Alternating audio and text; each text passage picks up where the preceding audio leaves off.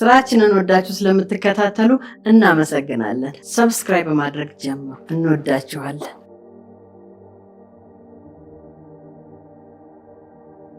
አንቺ አቀራርቢ፣ እኛ እንበላለን። እሺ ግን አዲሷ ሰራተኛ በጣም ቅንጡ ናት። የሆነ የዛር መንፈስ ያለባት እኮ ነው የምትመስለው። በወንድ እጅ ስለተሰራ አይጣፍጥም ለማለት ይመስላል አበላላችሁ። በእውነት ባሩክ በጣም ባለሙያ ነህ፣ ይጣፍጣል። እኔ ለመጉዳት ነው ወንድሜ ሲጠቀምሽበት ያለሽ። አቶ አምነን ስለ ስራው ለማውራት ይመስለኛል እዚህ ያለ ነው። ቆይ አንቺ ሴትዮ ከኔ ጋር ምን አይነት ፉክክር ነው ያልሽው? ግቢ ውስጥ ወጣ ግቢ ውስጥ የምትከተይኝ? ኧረ እኔ ዞር ብዬም አላየሁሽም፣ ስራዬን እየሰራሁ ነው። እንዴት አደርሽ ንግስቴ? እንዴት አዳርክ ባሩክ? አለሁ እኔ። ዋናው መኖር ነው። ታዲያ እኔ የሌለሁበት አዳር እንዴት ነበር? ባሩክ ገና ከሆኑ እንደዚህ ማለት ጀመርክ ይመስለኛል። ባለቤቴን ዝምተኛ አድርጋችኋታል። ናፍቆቱና ያለፈውን ጊዜ ራሱ ማሰቡ እኮ ያጠግባል። ሙስጣፋ ይቅርታ እኮ ላፍ ቀላል ነው አይደል? ልብሽ በገንዘብ ታውሮ ትተሽኝሽ። እስቲ ያ ተንገብግበሽ የሄድሽለት ነገር እስቲ መጥቶ ያድንሽ። ከዚህ ቀደም ምን ብያችሁ ነበር? ሀብታም ቤት ገብቼ ሀብታም ሆኜ እወጣለሁ የምትሉ ሰዎች እረፉ። መጨረሻችሁ አያምርም፣ አወዳደቃችሁ አያምርም። ይዛችሁ የገባችኋትን ያቺን ትንሿን ቦርሳችሁ ይዛችሁ ትወገዳላችሁ ብዬ አንስቼ ነበርና ጄሪ ያኔ በጣም ባፈላች ታይም አንስቼ ነበር። ዛሬን ጄሪ እንደዚህ ስታዩት ምን ተሰማችሁ? እስኪ ሰዎች ምን ተሰማችሁ? ሀሳባችሁን ኮሜንት ላይ አስቀምጡልኝ። እንዴት ናችሁ? ውድ የድር ተከታታይ ድራማ ቤተሰቦች አማን ናችሁ ወይ? ዛሬም ድርን አብረን ሪቪው እናደርጋለን። እንዲሁም በቀጣይ ክፍል ምን ሊፈጠር ይችላል አንዳንድ ጉዳዮችን ጀባ መላችሁ ይሆናል። ድር በትናንትናው ክፍል አሪፍ ነገር እንደተማራችሁበት ተስፋ አደርጋለሁ። በተለይ ሴቶች ለገንዘብ ብላችሁ ያልሆነ ህይወት ውስጥ የምትገቡ ድህነቴን አሸንፌ የሆነ ነገር ተከፋፍዬ እወጣለሁ አንዴ ብቻ እግሬ ላስገባ ብላችሁ እንደ ጄሪ የገባችሁ ሰዎች መጨረሻችሁ እንደዚህ ይሆናል።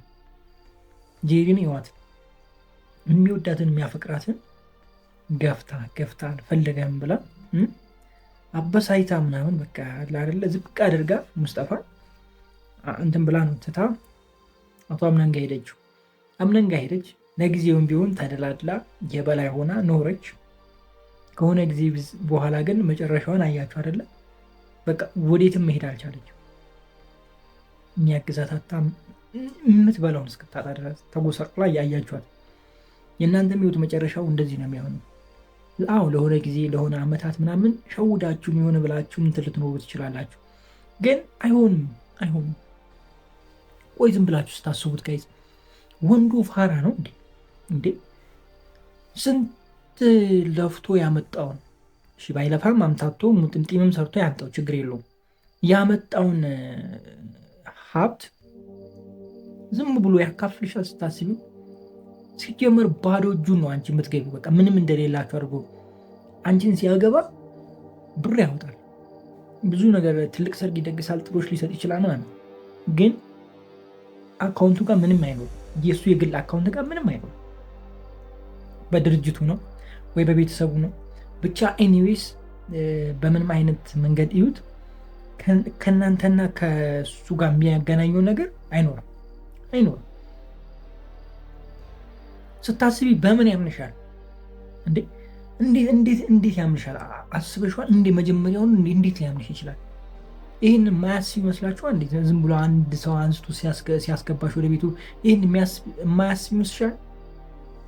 እንዴት አስባችሁ? ስንት ሚሊዮን ብር የሚያንቀሳቀስ ሰውዬ ሁሉ ነገር በሱ እጅ እንዳለ አንድ የማያውቃትን ሴት እንደው በቃ ትሆነኛለች ብሎ ብቻ ስላሰበ አምጥቶ ቤትሽ ስላገባ በሰርግ ስላገባሽ ምናምን አምኖሽ ያንን ሁሉ ንብረት ከአንቺ ጋር አብሮ የሚያንቀሳቅሱ ያሟል። እሱ ስታስቡ አንዳችም ንብረት በእናንተ ስም የለ ወይ? ከዚህ በፊት ሌላ ልጅ ካለው በልጁ ወይ በእናት በአባቱ በወንድም በእህቶቹ ነገሩ እስኪጠራ ገባችሁ አይደለም? ነገሩ እስኪጠራ ማለት ነው። ለምሳሌ አንቺ ገብተሽ ምናምን ለብዬ ገብተሽ እንደ ጄሪ ከሆነ ጊዜ በኋላ አምጣ በቃ እወጣለሁ ብትይ ምንም ይዘሻቶች በህግም ብትይ በምንም አታመጭ። በቃ የለም ያለው ምንም የለም። ከዚህ በፊት አንድ ነገር አንስቼ የላችኋለሁ። ታዋቂ ቲክቶከር ነው ታውቁታላችሁ። ምንም ሳያወራ የሚሰራ ቲክቶክ ላይ እና ሚስቱ ትከሰዋለች። ሚስቱ ነጭ ነች እና ትከሰዋለች። በጣም ትልቅ ቲክቶከር ነው። በጣም ብር አለው፣ ሀብታም ሆኗል በቲክቶክ እና ተከሰውና ያለውን ሀብቱን ለመካፈል ፍርድ ቤት ተወስዷለች። እህ ሲባል ሰውየው ወይም ደግሞ ባሏ ቲክቶከሩ በሱ ስም ምንም አይነት ንብረት የለም። ከቲክቶኳ ውጭ ምንም አይነት ንብረት የለውም። ንብረቱ እንዳለ ብሩ ያለው ሁሉ በቤተሰቡ ስም እህ ይባላል። እሷ 10 ሚሊዮን ብር አላት። ስለዚህ ፍርድ ቤት ምን አደረገ? ከሷ ለሱ 5 ሚሊዮን ሰጠ። አያችሁ አይደለ? እሷ ፋራዋ ይዛን የገባች፣ እሱ ደግሞ ንብረቱ እንዳለ ፋሚሊ ጋር። ስለዚህ ማን ነው ካለው ነው የሚካፈል አይደል? በቃ ጭራሽ 5 ሚሊዮን ተካፍሎ ተፋቱ። ስለዚህ እናንተም ጥንቃቄ አድርጉ ነው ዛሬ። ምክር ነው በቃ ዛሬ። እና እንደዛ የምታስቡ ሰዎች ጥንቃቄ አድርጉ። ቲክቶክ ላይ ባለፈው ምን አየሁ መሰሏችሁ? አውቃችኋለሁ ልጆቹን ባይተውና በአካልም ተገናኝተን እናውቃለን። እና አይ ቲንክ ሁሉም የአንድ ሀገር ልጆች ወይም ደግሞ እንደዛ አካባቢ ናቸው። ብቻ አንድ ሰፈር ጓደኛሞችም ናቸው። ኢቨን ሁለቱ አንድ ላይ ነው የሚኖሩት አይ ቲንክ። እና ምን ያወራሉ መሰላችሁ? ስለ ገንዘብ ምናምን እንትን ብለው በቃ ገንዘብ ከሌለው እኔ ምን ያደርግልኛል? ምንም አይነት ይሁን ገንዘብ ይኑረው ምናምን፣ እኔ ያከኩ መኖር አልፈልግም ምናምን። ምን ያህል ጭንቅላታችሁ ምን ያህል ዝቅ። አሁን እነዚህን ሰዎች እንደው አይታችሁ አሁን እንደው ቢኖራችሁ እነሱን ለማግባት ትጓጓላችሁ?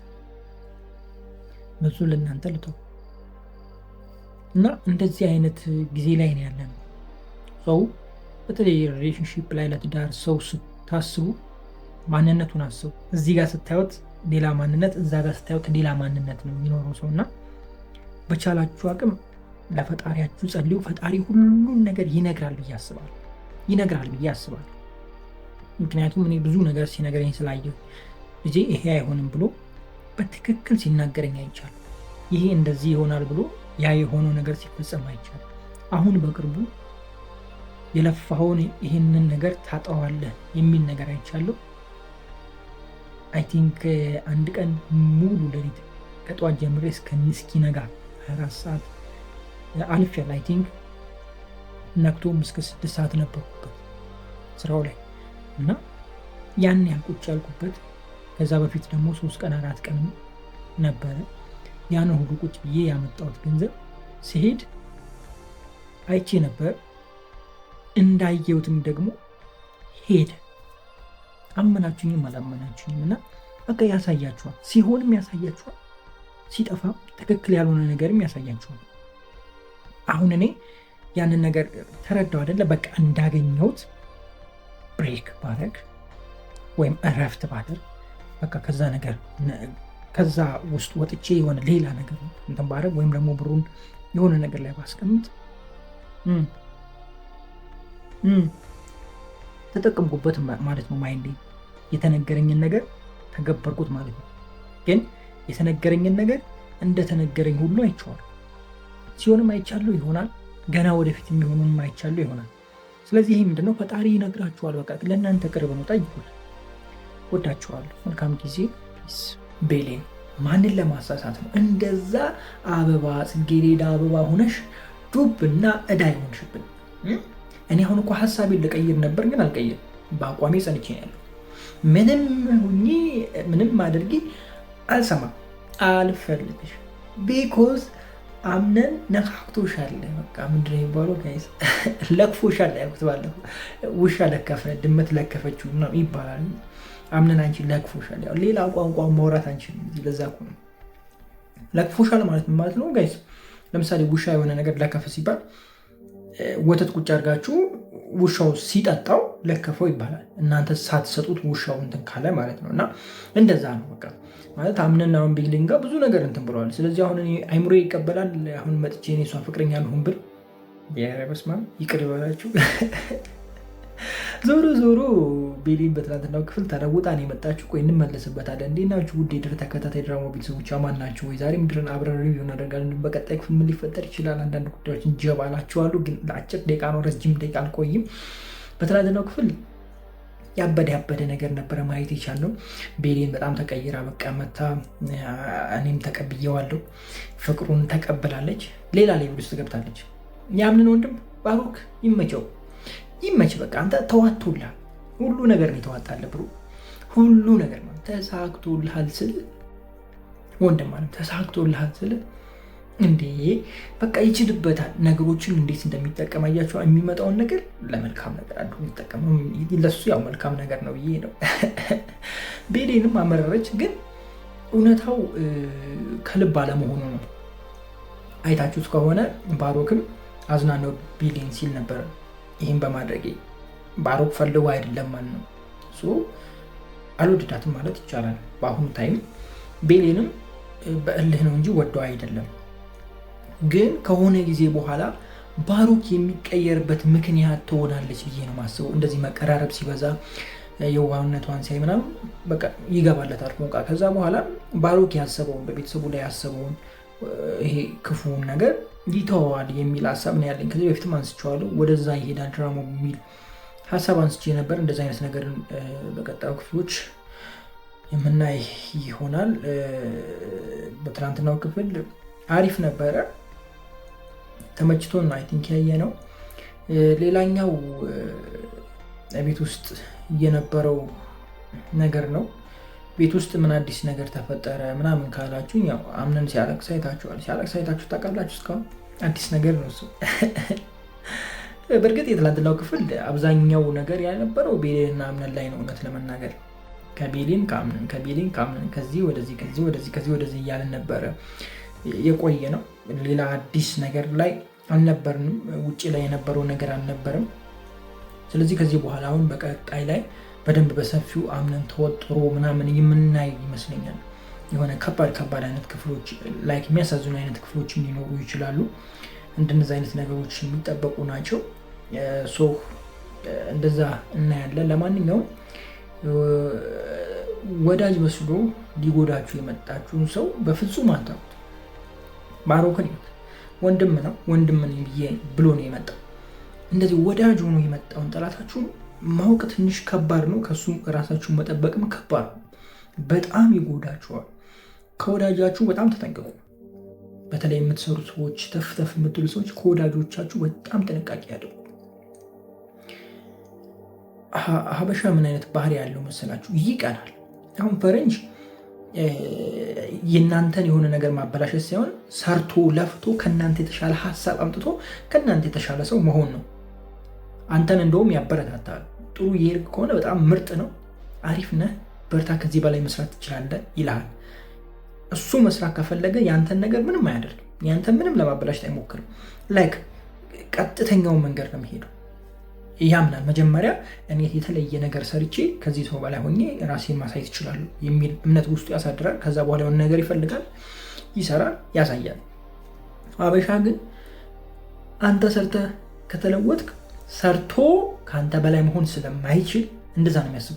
እኔ ስለማልችል እሱን ከኔ በታች ማድረግ ነው ነው አያችሁ። ከዛ ውጠንጢሙ ጋር ይሄዳል፣ የሚጠምጥሙ ጋር ይሄዳል፣ ይጠመጥማልም፣ ወደዚህም ወደዛም ያስጠመጥማልም። ከዛ አንተን ያድርጎ ቁጭ ያደርጋል፣ ስርስር አድርጎ ቁጭ ያደርጋል። አስተሳሰባችሁን ቀይሩ። ይቻላል ማለት ማንን ገደል አልችልም ከማለት ሁለቱንም እኮ አንተ እኮ ነው የምትናገር። በቃ እችላለሁ፣ ትሞታለህ፣ አልችልም፣ አይሆንልኝም፣ አይሰጋ። ይሄ አይ ቲንክ የሆነ መንፈስ አለ ኢትዮጵያ ላይ፣ እንደዚህ አይነት መንፈስ ሁላችንም ጋር ያለው ለይቼ አይደለም እንትን እያልኩ ያሉት። ኧረ በኢየሱስ ስም የተመታ ይሁን። ይሄ ከምሬ ነው የምላችሁ። እንዲህ ምን አይነት አስተሳሰብ ነው ያለን? በቃ ይወረድ። ይቻላል፣ ለሰው የማይቻል ለእግዚአብሔር ይቻላል የሚል የመጽሐፍ ቅዱስ ቃል ይዘን አልችልም እንትናለን። ከባድ ነው፣ የምሬ ነው፣ ከባድ ነው። እና ከእንደዚህ አይነት አመለካከት ውጡ። ከዛ ደግሞ ከወዳጆቻችሁ በጣም ጥንቃቄ አድርጉ። ወዳጆቻችሁን ተጠንቀቁ። በቃ ሁሉ ነገር ለወዳጅ አይነገርም። ሁሉ ነገር ለጓደኛ አይነገርም። ሁሉ ነገር ለሆነ ሰው አይነገርም። ሁሉ ነገር ሙጥጥ አድርጋችሁ ውስጣችሁ ዱብ የምታደርጉለት ለጌታ ብቻ ነው። በቃ ለኢየሱስ ብቻ ነው ሁሉ ነገር የሚነገረው። ከሱ ውጭ ለማን ነው? ማንን አምነህ ነው ለማን የምትነግረው? ከምሬን እኮ ነው። ምን ሆናችሁ ነው? ምን ሆናችሁ ነው? ሁሉ ነገር አይነገርም።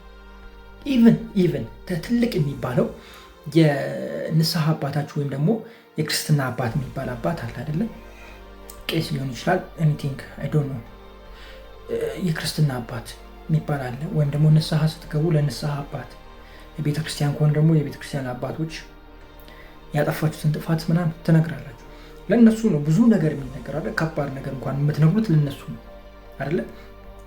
ኢቨን ለነሱ እንኳን ማለት ነው ሁሉ ነገር አይነገርም። እኔ ሪያሊቲ ነው የምነግራችሁ። አይነገርም። ለሰው ሁሉ ነገር አይነገርም። እኔ ማምነው በዛ። እኔ የሆነ ነገራችሁን ደብቁ እያልኩ አይደለም። በቃ ምንም የማይደበቅ ለክርስቶስ ነው። አይኖች ሁሉ በምድር ላይ ናቸው። ያ ያለ አይደለ? ስለዚህ ንስሐ መግባት ስፈልግም ሁሉ ነገር ጥርግርግርግርግር አድርጌ ቆሻሻዬን እነግረዋለሁ። የሆነ ነገር ስፈልግም ሁሉ ነገር ጥርግርግር አድርጌ እነግረዋለሁ። ይሄ እኮ እንደዚህ ያልሆነም ብዬ እኔ እሱን ነው ማጫወተው። ሰው ማጫወት ከጥቅሙ ጉዳቱ ይበልጣል። እኔ በዚህ አምናለሁ። ለማንኛውም ከሰው በላይ ደግሞ የሚረዳን እሱን አይደለ? በቃ ስብከት እንዳልሆነባችሁ ተስፋ አደርጋለሁ። እኔ ጌታ ብዬ ኢየሱስ ብዬ ብዙ አወራለሁ። እናንተ በራሳችሁ እምነት አይነት አደርጋችሁ ውሰዱት። ኦኬ፣ እንደየ እምነቶቻችሁ ውሰዱት። ለእኔ የራሴን እምነት እንትን ብዬ ነው አማወራው። በሃይማኖት እንዳይመስላችሁ እዚህ ጋር እንትን እያደረኩ ያለሁት ነገር ገብቷችሁ ስብከት እንዳይመስላችሁ ነው እንደዛ ያልኳችሁ። እና እኔ ሳስረዳ በራሴ መንገድ ነው ማስረዳው። እናንተ በራሳችሁ ወይም ደግሞ ባላችሁበት ቦታ ሆናችሁ እዩት ለማለት ፈልጌ ነው። ወዳችኋለሁ። መልካም ጊዜ። ፒስ። ሜርሲን በርግግ ዝርግፍ ምን ልበላችሁ? በምን አይነት ልግለጽላችሁ ጋይዘ? አቡ ሙስጠፋ ሲወጣ ሙስጠፋ ተተካ ልበልላችሁ። በቃ የምሬን ነው። አሁን ነው ጭዊውን ማየት በቃ ጋሺ እንደው ፋዘር አባት እመት ምን ልበላችሁ ጋይስ፣ ብቻ እሳቸው የውሎት ልክ እንደ ሙስጠፋ ሜርሲን እየወሰዱ እዛ መኝታ እንትን እያደረጉ ምናምን አመቻቹ። በቃ ይመቹት፣ አመቻቹት። እንዲህ ወይኔ ሜርሲ ቀንሽ በራልሽ። በቃ ላንቺ ይሄ ነበረ ባልሽ። እንዴት ናችሁ? ዴለር ተከታታይ ድራማ ቤተሰቦች ማናችሁ? የዛሬም ድራማ ሪቪው እናደርጋለን። በቀጣይ ክፍል ምን ሊፈጠር ይችላል? አንዳንድ ጉዳዮችን ጀባ አመላችሁ ይሆናል። ድር በትናንትናው ክፍል የሚያዝናና አይነት ክፍል ነበረ። በተለይ ደግሞ የሜርሲ ባለቤት መምጣቱ በቃ ድራማውን ሌላ ክልል ውስጥ ከቶታል። ይማያቸው በቃ እዛ ቤት መምጣቱ ተመችቶኛል። ሁም አይነሱም እንዴ ሙስጠፋ እዛ መቶ ስንቱን አተራምሱ አይደል እንዴ? አሁን ደግሞ ይሄ መቶ ያተራምስ። በቃ ሜርሲን ያስጨንቃት። በቃ 1 ሚሊዮን ብር አምጪ በአንድ ሳምንት ቻው ቼልሲ አለቀ። ኧረ ጉድሽ ሜርሲ ጉድሽ። አሁን ገና ትልቅ ዱብና እዳ መጣብሽ። ዱብም ነው ያለው እዳም ነው የመጣብሽ። ሁለቱም ነው የመጣብሽ። ቻዩ እንግዲህ እንዴት አድርገሽ ከዚህ ነገር እንደምታልፊ እንደው በቃ እኔ እንጃ። እኔ እንደው ግራ ግብት ብሎኛል። እስኪ እንግዲህ እናይልሻለን፣ የምታመጭበትን መንገድ እናይልሻለን። በምን መልኩ ከዚህ ሰውዬ እጅ እንደምትወጪ እኔ በጣም ለማየት በጣም ጓጉቻለሁ። ጭራሽ ትላንትና የውሸት ለቅሶ እኔ በጣም ግርም ያለኝ ሜርሲ ታደርግ ሜርሲ አታደርግም አይባልም፣ ታደርጋለች። ድብና አድርጋ ነው የምታደርገው። ይኸው አድርጋ ማሳይታናለች። ሄዳ አለቃቀሰች። ልቃምነን የሚወጣበትን ታይም ጠብቃ አለቃቀሰች። ከዛ አስቆጣቻቸው ቤት። እኔ እሱ አይደለም ይገርመኝ፣ የሜርሲ አይገርመኝም። እሷ ስራው ነው። የአምነን የሚባለው ሰውዬ ነው ግርም የሚለኝ። እንደ አንተየው ምን አይነት ስየው ነህ? እንደወረ ጉርባ ማልታት ማዲኩን ጠፋብኝ። ጋይስ መሀል ላይ የምሬ ኧረ በሁሉም ቋንቋ አንዷ በወገርኩ ደስ ይለኛል፣ እንደው በወረድኩብ ደስ ይለኛል። አንተ እንዴት ነው በእናትህ ኧረ ቆፍጠን በል እንደ ወንድ ልጅ። እንዲህ የምሬን እኮ ነው ጋይስ። ሲቆጣ ብቻ ነው የሆነ ነገር ሲነገረው እንደ ሴት ልቅምቅም ያደርጋል። ሴት ልጅ እንደ የሆነ ወሬ ስትሰማ እሺ የምትሰማው ዝም ብላ ሰምታ ትወጣለች። ይሄም እንደ ሴት ወሬውን ይለቃቅምና ከዛ እዛ ሄዶ እንዲያ አንድ የማይገባኝ ነገር አለ። ሽለላ ቀረርቶ የሚባል ነገር አለ። ፋይዳው አይታየኝም፣ ጥቅሙ አይታየኝም። ቀረራ ሽልልቶ ምናምን ሽለላ ምናምን ለምዶ ታውቃላችሁ? ይሄ ዝም ብላችሁ ስሜታችሁን የሆነ እንትን ለማድረግ እንጂ ምንም እንደዛ ሆናችሁ ምንም የምታመጡት እንትን የለው። በተለይ ደግሞ የማይጠቅም ቦታ ላይ ሲሆን የማይጠቅም ቦታ ሲሆን ይገባችኋል። ለማይሆን አይነት ነገር ይደረጋል። ላይክ የሆነ አጠገባችሁ ያለውን ሰው ምናምን ለመወገስ ምናምን ኦኬ ይሁን፣ ግን ሩቅ ያለ ወይም ደግሞ ይሄ የማይጨበጥ የማይደረስበት ነገር ላይ መፎከር ምናምን ትርጉም የለውም፣ ሚኒንግለስ ነው።